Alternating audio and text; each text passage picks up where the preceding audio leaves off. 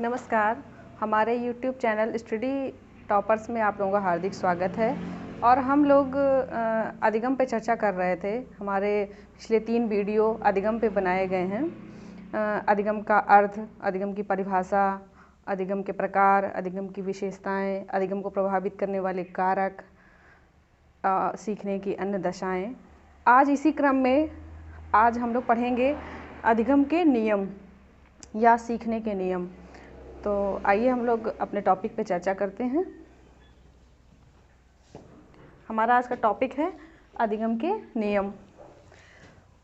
अनेक आपके मनोवैज्ञानिकों ने अधिगम के नियमों पर अध्ययन किया है और अधिगम के नियम खोजे हैं, लेकिन उसमें जो हमारे थॉर्नडाइक महोदय हैं उन्होंने अधिगम के नियमों को क्रमबद्ध किया है। इसलिए मुख्यतः ये सीखने के नियम जो हैं, जब कहीं जैसे प्रश्न आता है कि अधिगम के नियम जो हैं वो किसने दिए हैं, तो थॉर्नडाइक महोदय का ही नाम आता है, क्योंकि इन्होंने इन सीखने के नियमों को क्रमबद्ध तरीके से पेश किया है। थॉर्नडाइक महोदय ने सीखने के नियमों को 2 भागों में विभाजित किया है, जिसमें पहले प्रकार के नियम हैं आपके मुख्य नियम और दूसरे प्रकार के नियम हैं आपके गौड़ नियम। देखिए, सीखने के मुख्य नियम में आपके 3 प्रकार के नियम आते हैं, जिसमें पहला नियम आपका है तत्परता का नियम, दूसरा नियम है आपका अभ्यास का नियम और तीसरा नियम है आपका प्रभाव का नियम। पहला नियम है आपका तत्परता का, दूसरा अभ्यास का और तीसरा प्रभाव का। सीखने की पिछले वीडियो में हमने बताया था कि अधिगम जो है वो हमारा अनुभव और प्रशिक्षण का समावेश रूप है। अनुभव और प्रशिक्षण के द्वारा ही अधिगम जो है वो संभव हो सकता है, ऐसा मनोविज्ञान मानता है। तो सीखने के लिए क्या क्या आवश्यक है, ये भी हम पिछले वीडियो में बता चुके हैं आपको। तो हमारे सीखने के मुख्य नियम में जो पहला नियम है तत्परता का नियम। तत्परता का नियम ये संकेत देता है, ये बताता है कि हम तब तक कुछ नया नहीं सीख सकते हैं या हम तब तक अधिगम नहीं कर सकते हैं जब तक हम सीखने के लिए तत्पर ना हो, यानी हम सीखने के लिए तैयार ना हो। जब हम कोई भी नया ज्ञान सीखने के लिए तैयार होते हैं, मानसिक रूप से तैयार हैं, तभी हम उसको ग्रहण कर सकते हैं, तभी हम कुछ नया सीख सकते हैं। और बिना तत्परता के नियम के हम कुछ नया नहीं सीख सकते हैं। इसलिए किसी भी कार्य को करने के लिए पहले उसकी तैयारी होना आवश्यक है। दूसरा हमारा नियम है अभ्यास का नियम। अब मान लीजिए हमने अधिगम किया या हमने कुछ सीखा, तत्परता के नियम के तहत हम तैयार हैं कि हमें आज मनोविज्ञान पढ़ना है या आज मनोविज्ञान के सिद्धांत पढ़ना है या मनोविज्ञान के नियम पढ़ना है या विशेषताएं पढ़ना, जो भी हम तैयार हो गए मानसिक रूप से कि आज हमें मनोविज्ञान का ये टॉपिक क्लियर करना है। अब तैयार हो गए तो हमारा अधिगम भी हुआ, हमने सीख भी लिया। तो अब उस सीखे हुए ज्ञान को हम अधिक समय तक कैसे धारण करेंगे, इस पर हमारा दूसरा नियम लागू होता है, जो है अभ्यास का नियम।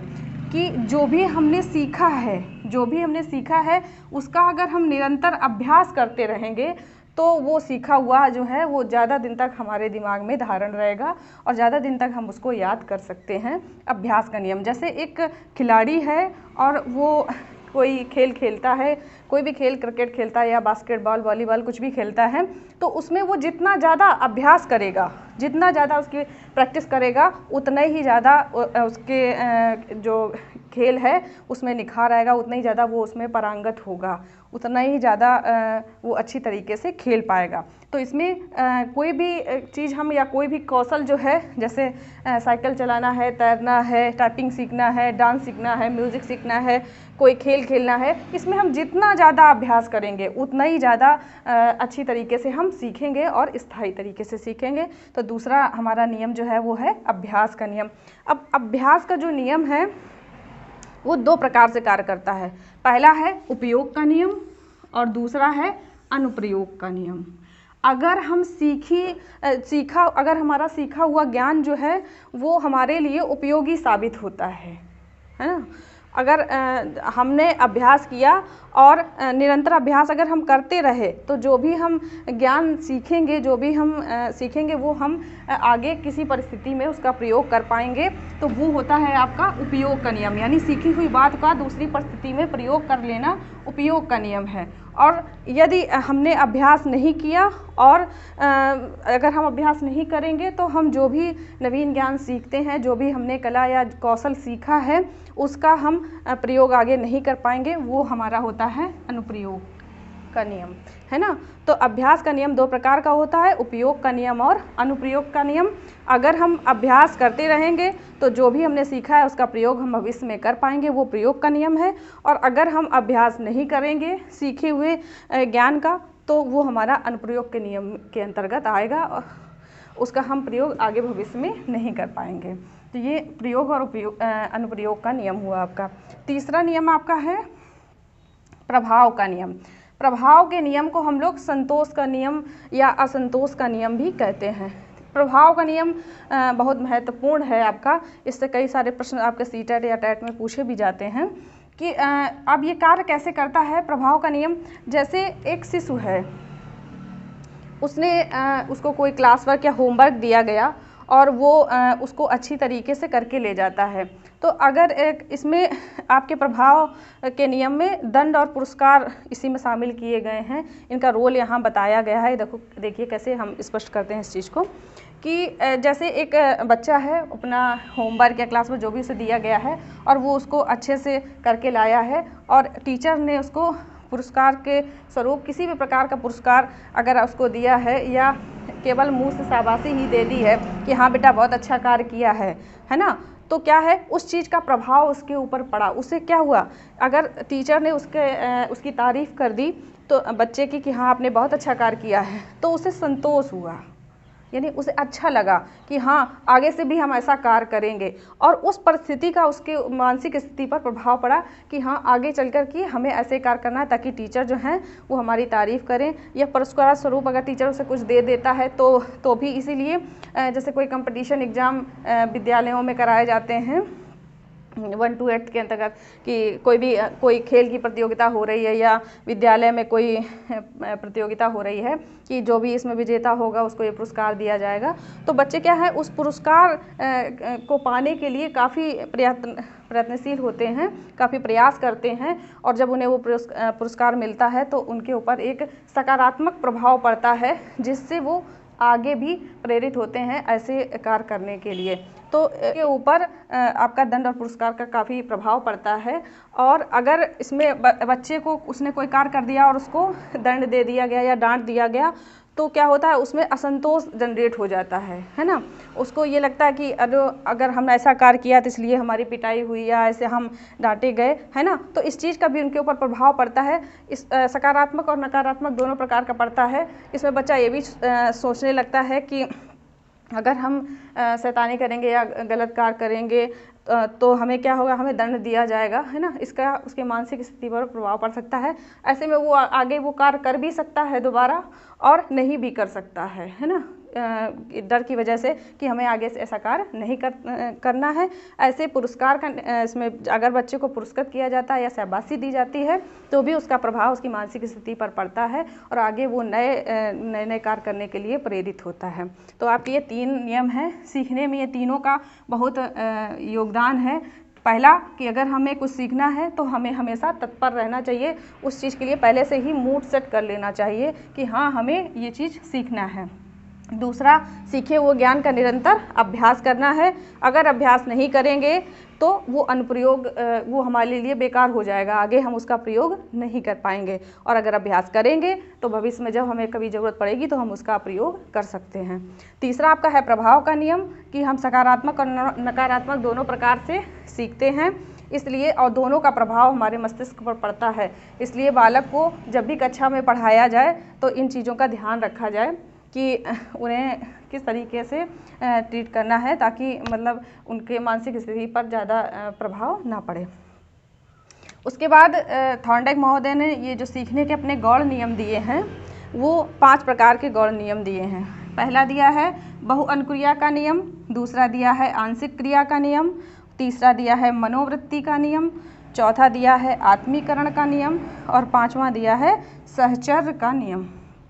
ये 5 प्रकार के नियम आपके थॉर्नडाइक महोदय ने गौड़ नियम के अंतर्गत रखे हैं, जिसमें आपका पहला जो नियम है वो बहुअनुक्रिया का नियम है। अब इसमें ये है कि जैसे हम जब भी कुछ नया सीखने के लिए जाते हैं या हमारे पास कोई समस्या आ जाती है, तो क्या है, हम उस समस्या के प्रति या उस नवीन सीखने के प्रति अनेक अनुक्रियाएं करते हैं। बहु अनुक्रिया का मतलब है अनेक अनुक्रियाएं करना, उसके प्रति हम अनेक क्रियाएं करते हैं। अब उन अनेक क्रियाओं में जो क्रिया हमें हमारे लक्ष्य तक पहुंचाती है वही हमारे लिए सफल साबित होती है, और आगे से हम जब भी वो कार्य करते हैं तो वो लास्ट वाली जो अनुक्रिया हमने की है जिससे हमें आसानी से हमारे लक्ष्य की प्राप्ति हो गई या आसानी से हमने अपनी समस्या का समाधान कर लिया है, उसी क्रिया का हम आगे प्रयोग करते हैं। तो बहु अनुक्रिया का नियम के अंतर्गत यही है कि जब भी हम कोई नया कार्य करते हैं या कोई नवीन बात सीखते हैं या किसी समस्या का समाधान करते हैं तो उसके प्रति हम अनेक क्रियाएं करते हैं। ये आपका बहु अनुक्रिया का नियम है। दूसरा आपका है आंशिक क्रिया का नियम। अब जैसे हमारे सामने हमें कोई नया ज्ञान सीखना है या हमारे सामने कोई समस्या आ गई, उस समस्या का समाधान करना है, तो एक इसमें होता है कि इसमें हम उस समस्या के प्रति जो अनुक्रियाएं कर रहे हैं उन अनुक्रियाओं को हम छोटे छोटे टुकड़ों में विभाजित कर लेते हैं। या मान लीजिए जैसे हमें मनोविज्ञान ही पढ़ना है, मनोविज्ञान पढ़ना है तो हम क्या करेंगे कि मनोविज्ञान विषय को छोटे छोटे टुकड़ों में, छोटे छोटे खंडों में विभाजित कर लेंगे, जैसे यूनिट वाइज विभाजित कर लेंगे तो हम उसको आसानी से सीख जाएंगे। आंशिक क्रिया का मतलब ये है कि किसी भी पाठ्यक्रम को या किसी भी समस्या को छोटे छोटे खंडों में विभाजित करके उसका समाधान करना आंशिक क्रिया का नियम कहलाता है, जिसमें हम छोटी छोटी क्रियाएं करते हैं। ये आपका आंशिक क्रिया का नियम है। तीसरा आपका है मनोवृत्ति का नियम। हमने कहा है कि हम तब तक कुछ भी, मनोवृत्ति के नियम को अभिवृत्ति का नियम भी कहा जाता है। मनोवृत्ति और अभिवृत्ति एक ही है, एप्टीट्यूड कहते हैं इसको। तो मनोवृत्ति का नियम यही है कि जब तक हम किसी कार्य को करने के लिए मानसिक रूप से तैयार नहीं हैं तब तक हम किसी कार्य को कर नहीं सकते हैं। यानी हमें कुछ सिखाया जा रहा है, कोई भी टॉपिक, कोई भी नवीन ज्ञान दिया जा रहा है, कुछ भी हम नया सीख रहे हैं, तो जब तक हम मानसिक रूप से तैयार नहीं हैं, जब तक हम मानसिक रूप से तैयार नहीं है तब तक हम उस नवीन ज्ञान को सीख नहीं सकते हैं। क्योंकि जब तक हम मानसिक रूप से तैयार नहीं होंगे तब तक नया ज्ञान सीखा नहीं जा सकता है। तो मनोवृत्ति का नियम यही कहता है कि किसी भी कार्य को करने से पहले आपको मानसिक रूप से तैयार होना पड़ेगा। यही आपका है मनोवृत्ति का नियम। अगला है आपका आत्मीकरण का नियम। अब आत्मीकरण का नियम देखिए, जैसे आत्मीकरण का नियम होता है कि जैसे किसी चीज़ को आत्मीकरण यानी आप आत्मसात कर लेना, यानी किसी चीज़ को धारण कर लेना। अब जैसे मान लीजिए आपने कोई भी ज्ञान पहले लिया है, कोई भी कला पहले सीखी है, जैसे आपने साइकिल चलाना ही पहले सीखा है, तो अब जब आपको स्कूटी चलाने के लिए दिया जाएगा तो आप क्या करेंगे कि पहले वाला जो पूर्व ज्ञान जो आपने सीखा था उस ज्ञान को आज स्कूटी चलाने में आप उसका प्रयोग करेंगे। तो क्या होगा कि जब आप स्कूटी चलाना सीखेंगे तो आप उसको आसानी से सीख जाएंगे, है ना। तो आत्मीकरण का नियम यही होता है कि किसी भी चीज़, कोई भी ज्ञान जो आपने पहले सीखा है और जब आपको दूसरा कोई नवीन ज्ञान सीखना है तो पूर्व ज्ञान को नवीन ज्ञान में प्रयोग कर लें तो जल्दी सीख जाते हैं। इसका एक कक्षा में कैसे इस नियम का प्रयोग किया जाएगा मैं ये बताती हूँ आपको। जैसे बालक को, एक मैथमेटिक्स का टीचर है, उसको बालक को वृत्त पढ़ाना है, तो वृत्त कैसे पढ़ाएगा वो? सबसे पहले क्लास में जाकर ये तो नहीं कहने के लिए चलो आज हम वृत्त पढ़ेंगे, है ना, ऐसे नहीं पढ़ाएंगे। क्या करेंगे कि सबसे पहले आपको बालक का पूर्व ज्ञान चेक करना पड़ेगा।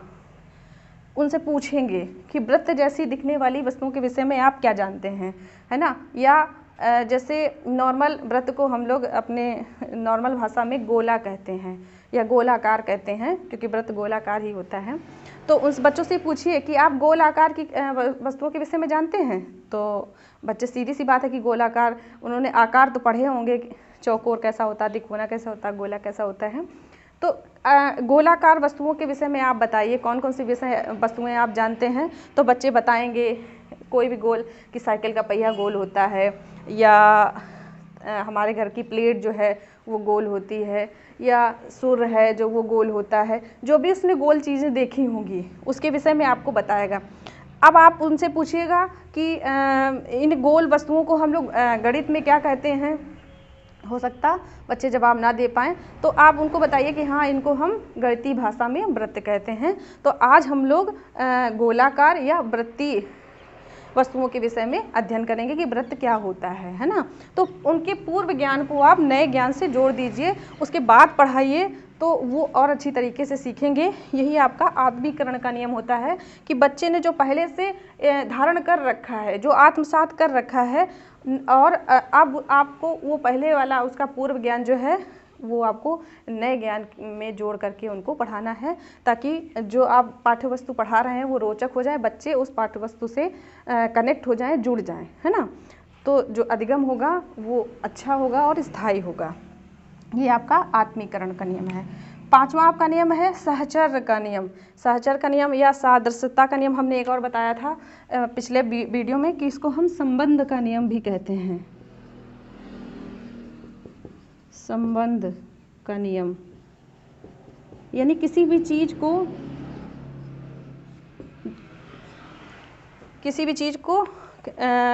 या किसी भी वस्तु को पुरानी घटना से जोड़ लेना।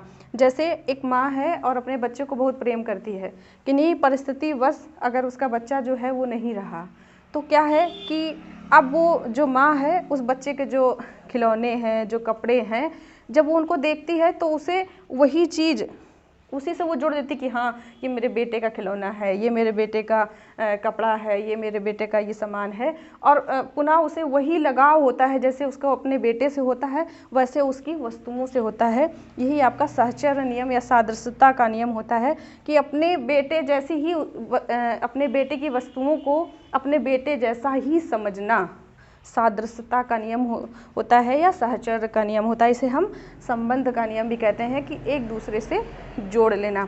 पिछले वीडियो में भी मैंने बताया था कि सहचर्य के नियम को बड़े अच्छे तरीके से हमने सहचर्य शब्द कहीं आया था तो मैंने उसको पढ़ाया था सहचर्य शब्द को, कि जो वस्तु हमारे सामने नहीं है उस वस्तु, जैसे पहले हमारे पास वो रही थी अब आज वो मेरे पास नहीं है, तो आज हम उसकी किसी वस्तु को आज की घटना के साथ जोड़ लें, है ना, या उस वस्तु को देख करके हमें पुरानी घटनाओं की याद आ जाए। यही हमारा संबंध का नियम होता है या सहचर्य का नियम होता है ना। ये हमारे सीखने के नियम थे। आप इनका स्क्रीनशॉट ले लीजिए या नोट कर लीजिए। सीखने के मुख्य और गौण नियम के बाद भी सीखने के कुछ अन्य नियम भी हैं, जैसे पहला है आपका उद्देश्य का नियम, दूसरा परिपक्वता का नियम, निकटता का नियम, अभ्यास का नियम और बहुअधिगम का नियम। सीखने के जो मुख्य और गौण नियम दिए हैं थॉर्नडाइक ने, उसके अलावा भी ये कुछ नियम हैं जिनके द्वारा जो आपके सीखने में स्पष्ट दिखाई देते हैं। जैसे पहला है उद्देश्य का नियम, यानी अगर जिस भी कार्य को करने के लिए हमारा पहले से अगर उद्देश्य निश्चित है कि हमें ये कार्य करना है तो उस चीज़ को हम जल्दी सीख जाते हैं। ये आपका उद्देश्य का नियम है। दूसरा आपका है परिपक्वता का नियम। हम किसी भी नवीन ज्ञान को या किसी भी ज्ञान को तभी सीख सकते हैं जब हमारी शारीरिक और मानसिक आयु जो है वो उस योग्य हो। जैसे उदाहरण के लिए हम कह सकते हैं कि एक 10 वर्ष के बालक को अगर हम चाहें कि उसे दर्शन शास्त्र पढ़ा दें या तर्क शास्त्र पढ़ा दें तो वो उस चीज़ को नहीं सीख पाएगा। क्यों? क्योंकि अभी उसकी शारीरिक आयु भी 10 वर्ष है और मानसिक आयु भी 10 वर्ष है, तो ये आयु परफेक्ट नहीं है दर्शन शास्त्र या तर्क शास्त्र को सीखने के लिए। तो परिपक्वता क्या होती है कि परिपक्वता होती है जब हम शारीरिक और मानसिक रूप से पूर्ण हो किसी कार्य को सीखने के लिए, जो इसीलिए कहा जाता है कि सीखने में बच्चे को उसकी मानसिक योग्यता और क्षमता के अनुसार पढ़ाइए, कि जितना आप चेक कर लीजिए कि वो कितना सीख सकता है, कितना धारण कर सकता है, किस योग्य है, उसी योग्यता के अनुसार उसको पढ़ाया जा सकता है, इसके अलावा नहीं। क्योंकि अगर हम उनको चाहें कि हम किसी विशिष्ट विषय का ज्ञान उन्हें कराएं तो वो उस योग्य नहीं है, क्योंकि अभी वो परिपक्व नहीं है, तैयार नहीं है, ना तो उनकी मानसिक आयु उस लायक है ना ही उनकी शारीरिक आयु उस लायक है। तो परिपक्वता का नियम जो है वो ये परिपक्वता का नियम ये प्रदर्शित करता है कि हमें बालक की शारीरिक और मानसिक आयु के अनुसार ही उसे सिखाना चाहिए। तीसरा आपका है निकटता का नियम। निकटता का नियम ये कहता है कि हम जो भी ज्ञान हमने कुछ समय पहले लिया होगा, यानी 2, 4, 6 दिन पहले अगर सीखा होगा वो हमें जल्दी याद आ जाता है, और जो हमने काफ़ी सप्ताह पहले काफ़ी सप्ताह हो गए हों या मंथ हो गया हो या ईयर हो गया हो, उसके पहले अगर हमने वो चीज़ सीखी है तो वो हमें देर में याद आती है, या देर में हम उसका यूज कर पाते हैं, उसका उपयोग कर पाते हैं। तो निकटता का नियम ये प्रदर्शित करता है कि जो वस्तु जितनी पहले सीखी गई होगी, है ना, वो उतनी ही जल्दी हमसे कनेक्ट हो पाती है, उतनी ही जल्दी हम उसका उपयोग कर पाते हैं। अगला आपका है अभ्यास वितरण का नियम। वितरण का नियम ये कहता है कि अगर कोई व्यक्ति किसी कार्य को एक दिन में 60 मिनट करता है, 60 मिनट तक किसी कार्य को वो लगातार करता है, तो उसे 60 मिनट लगातार कार्य करने की बजाय प्रतिदिन 15 मिनट कार्य कर लेना चाहिए। इससे क्या होगा कि सीखना जो है वो सरल हो जाएगा, और हमने आगे पढ़ाया था कि सरल अधिगम जो होता है वो हम आसानी से सीख जाते हैं।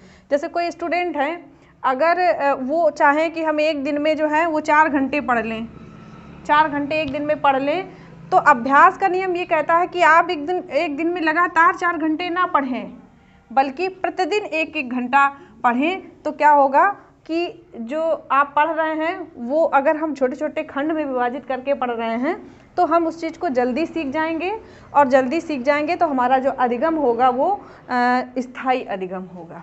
तो अभ्यास वितरण का नियम क्या है कि किसी भी कार्य को एक दिन में ना करके उसे छोटे छोटे टुकड़ों में विभाजित कर लिया जाए, तो वो हम आसानी से सीख जाएंगे। ठीक है। अगला आपका है 5वां बहुअधिगम का नियम। बहुअधिगम का नियम है कि बहुअधिगम का नियम कहता है कि हम एक समय में एक ही चीज़ नहीं सीखते हैं, बल्कि एक समय में हम अनेक सारी चीज़ें सीखते हैं।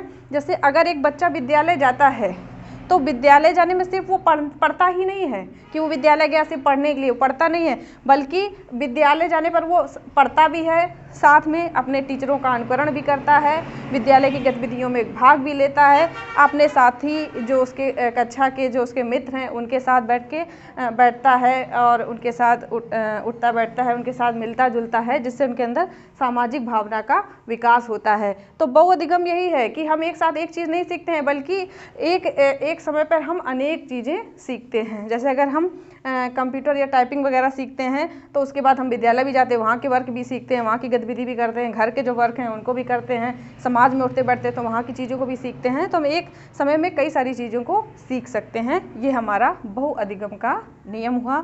ये सीखने के कुछ अन्य नियम हैं। ये अगर हमारा वीडियो आपको पसंद है तो चैनल को लाइक करें, सब्सक्राइब करें और शेयर करें। Thank you.